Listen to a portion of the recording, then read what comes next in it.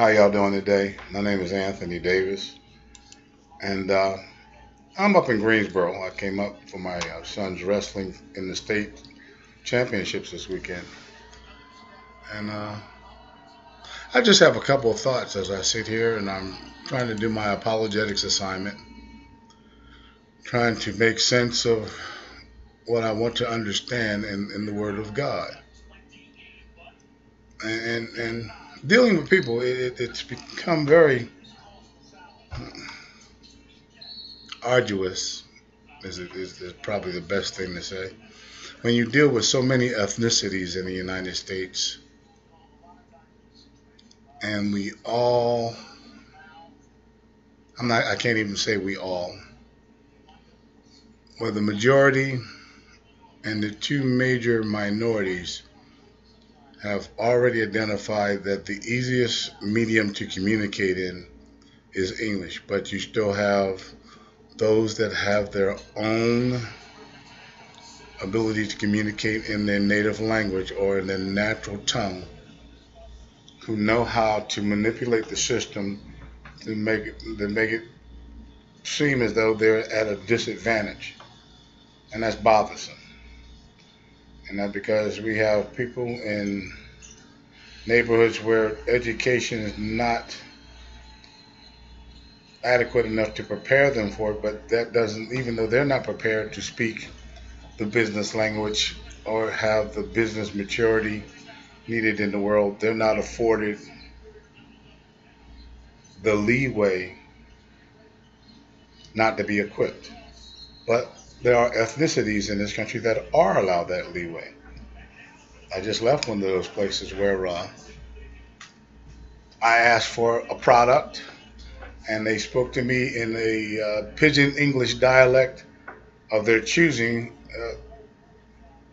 assuming that they could not understand me. But when they didn't give me what I had ordered completely, and I called on the name of the Lord for the peace to rest in me, they understood what I was calling on, and they laughed. And they said, the woman said to her husband, "Be quiet, don't answer anything."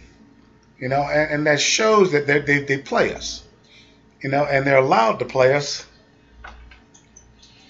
which lessens the effectiveness of us all being Americans if we say that's what we truly want.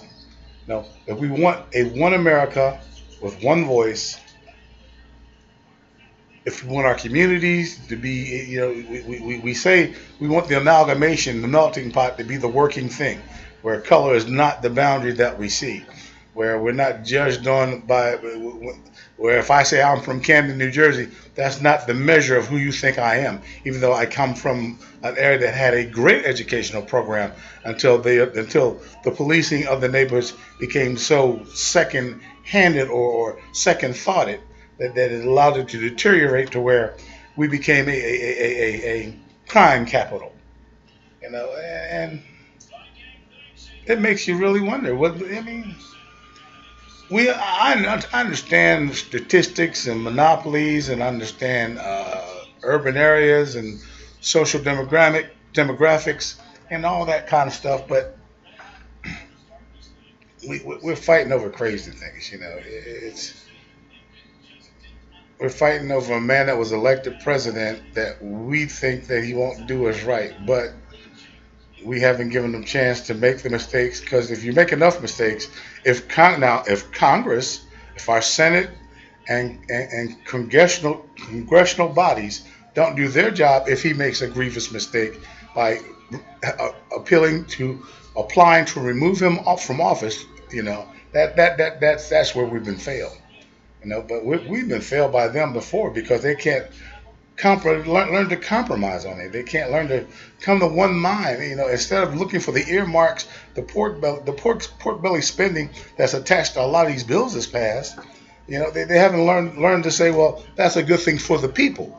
So rather than me earmarks things that I can get for my state, hammers, toilet bowls, increase the industry from other capital assessments, it's sad that they can't just want to do a fair job for the people. But let me get back to the topic. We have a splinter in the camp of understanding. We allow people,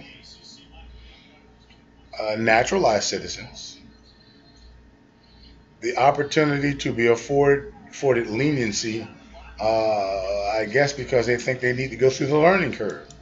Now, almost everybody in the world already knows that many countries are educated in English and American English philosophies well in advance of them ever coming here. Uh, it's well known that American English is the working and operating business language of the world. Everyone knows that. When I was a Marine and I was abroad, one of the things that used to amuse me is that when you go to Okinawa, Tommy Taylor would be right there waiting for you. He knew who was coming in, how many would be on the flight, who had a year stay. The same thing in the Philippines. That probably some of the best intelligence work was done right there when they know what ships and contingencies were coming in, how long they would be in port, how many men were coming, when they were going back out. Well, it's things that we worry about people knowing that people know anyhow. But when we get to this country and we know that we have other minorities treating African Americans as a lesser minority all the time, and nobody wants to talk about that. You know, here it is. Not trying to put anybody down. Because I know the Chinese worked just as laborious as we did, was just as laborious during the 18 to 1700s and possibly part of the 1600s, and helping this country establish the railroads and other things that now make us a great commerce of industry. But we turn around and now we everything's a civil rights movement based in comparison to the African American civil rights movement. You know, I'm trying to figure out, don't we see that we're becoming Rome? Everything doesn't need to. Why are we fighting about the right of people to go to a bathroom? They were using whatever bathroom they wanted to use before any bill was passed in the North Carolina Senate, in the Charlotte Senate, in before it was even brought to the consciousness of the Supreme Court. So why are we doing all that? This is a very confusing time. You know, maybe it's just me, and I know I'm not the most worldly man in the world. I've traveled a few places. That doesn't make me an expert on any one given nation. It doesn't even make me an expert on America. The only thing I say, that being American, growing up in America, living in at one time one of the greatest industrial commerces, Camden, because Camden was very self-supportive in the old times. I mean, for God's sake, we had Campbell Soup, RCA. We had the Naval Shipyard. We had a port that used to bring in the raw chocolate for Hershey's. We had the Garden State Racetrack. I mean, come on now. The sea rats that used to feed our troops in World War II, Korea, came from Camden, New Jersey. Campbell Soup was right there.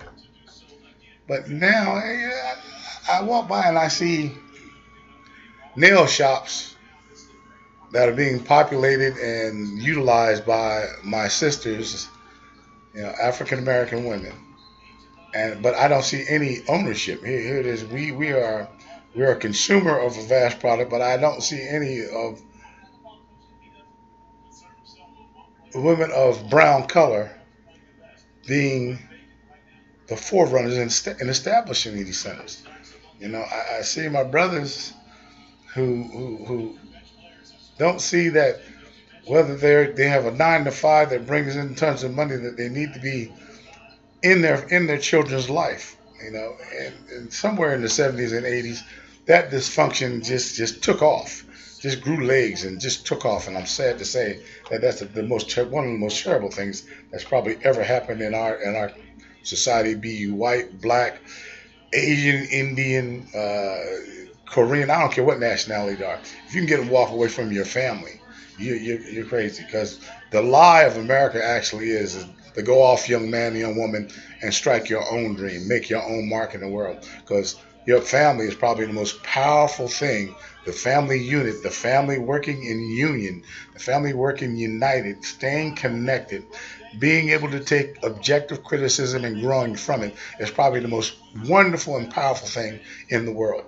And we don't embrace that. You know, now time after time we look at the greatness of the living Word of God, the Bible, and we fail to look at that with other than times when God had to correct them. When they were working well, they were taking care of family. They were taking care of the village. They were taking care of their fellow man. They were lifting their brother up. And they were worshiping God before anything else in their life. But today it's every man for himself, and it's a sad day.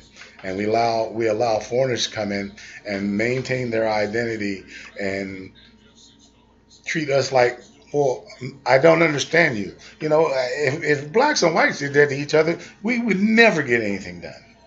But we allow 1%, 3%, 7% is according to which demographic you want to use, what ethnicity you're studying, to just be able to use plausible deniability as the chief reason as to having a communication barrier. They didn't have a communication barrier when they applied for that business license. They didn't have a communication problem when they got that health inspector's rating. They didn't have a communication problem when they went to the bank and asked for the business loan to establish the business. When they started the contract with the word with the food delivery services that can keep them stocked. And when they got the power turned on, when they purchased the vehicles that they're driving, there wasn't any communication barriers then. So how did they get to do that to the public? I'm confused. I'm confused.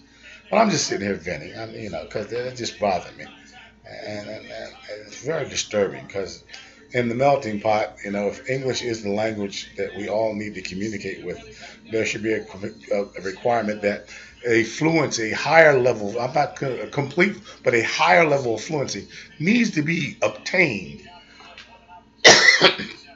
so that things still flow smoothly.